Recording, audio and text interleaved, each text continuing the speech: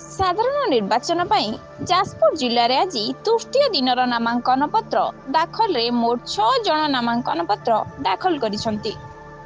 BJD पक्षरु कोरे विधायिका प्रार्थी संध्याराणी दास बिंझरपुर निर्वाचन मंडली पई प्रमिला मल्लिक, कांग्रेस दलर कोरे प्रार्थी वंदिता परिड़ा, धर्मशाला प्रार्थी किसान पंडा, अन्य 2 जन स्वाधीन प्रार्थी निजर नामांकन पत्र निर्धारित रिटर्निंग ऑफिसर निकट में दाखल करिसंती।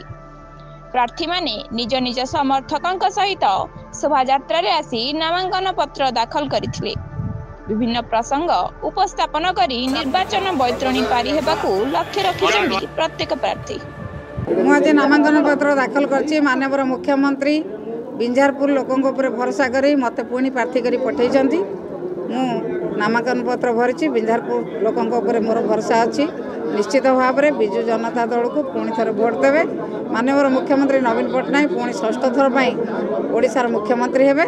विजु जनता दल बिंझारपुर 50,000 अधिक भोटे जितब। जिले में सबू सीट आम जितबू, एमपी जितबू, सब 7टा जाक सीट आम जितबू। विजु जनता दल जितब 7टा जाक सीट, एमपी आम बहुत भोटे जितबू। महिला मैंने आगू आसिले भल ना। माननीय मुख्यमंत्री नवीन पट्टनायक जो भाव में महिला सशक्तिकरण कर फॉलो कले भल ना। महिला मानक टिकेट देले भल ना, असुविधा कौन? जय माँ बिरजा। आज मु कोरेई विधानसभा प्रार्थी पत्र दाखल कली। मो स्वामी प्रति कोरेईवासी स्नेह और भल पाइबा सबुबले स्मृति रही मनरे। कोरेई मो परिवार, से भल पाइबा आगे मो परिवार चिर ऋणी। स्वर्गत अशोक दास अधूरा स्वप्न साकार करने को आज मु मो कोरेईवासी संकल्प नहीं। स्वामी परी कोरेईवासी कोरेईर सेवा से स्नेह और भल पाइबा मिलिबो बोली मोर आशा और विश्वास। नामांकन दाखल कलु हजार हजार कांग्रेस भाई मैंने आज रैली में आसछन्ती। कारण आज एथर पुरी गोटे स्वाभिमान लड़ाई होची। पुरी पुरीर माटी आज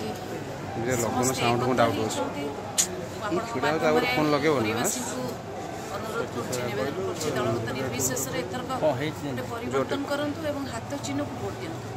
कारण 24 वर्ष सरकार केवल विकास बदल विनाश करछि। लोक मैंने 2टा दल मुह फेरले। एथर विकल्प हूँ कांग्रेस। कारण एथर को देख तो कोरेई बंधा पड़गला जाजपुर।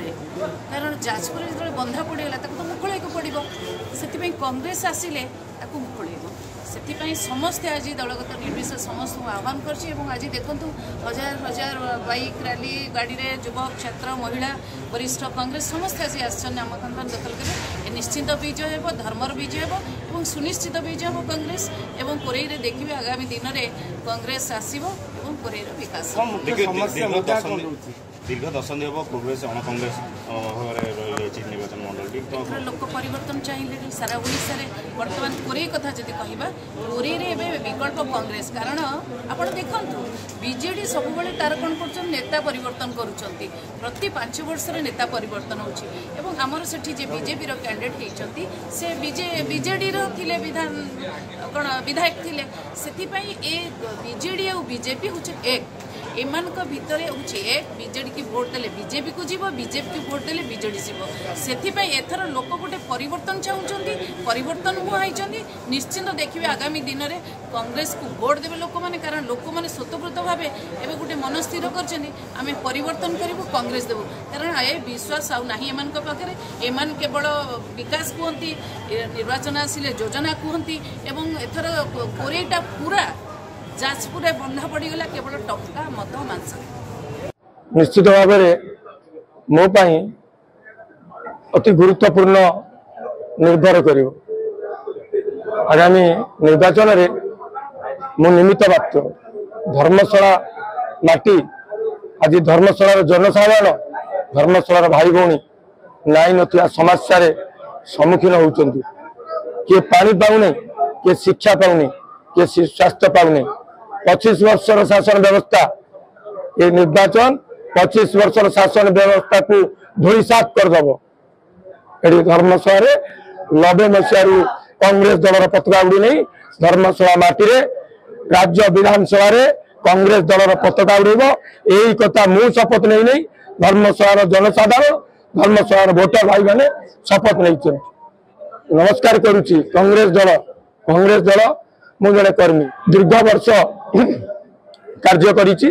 ए दीर्घ वर्ष कार्य भितर मते कांग्रेस दल मनोनीत कर सम्मान्य शरद पट्टनायक राज्य प्रदेश कांग्रेस कमिटी सभापति को नमस्कार करुच्ची, धन्यवाद दूची।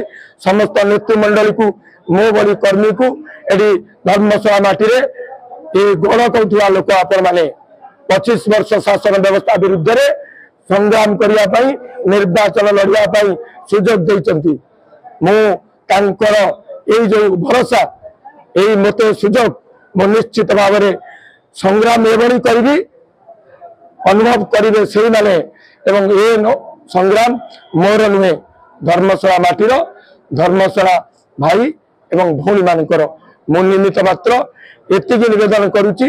मते थरे सुजोग दियंतु सेवा करने धर्मशाला माटी अनुभव करेंगे किसान पण्डा किभली सेवा करि पारे।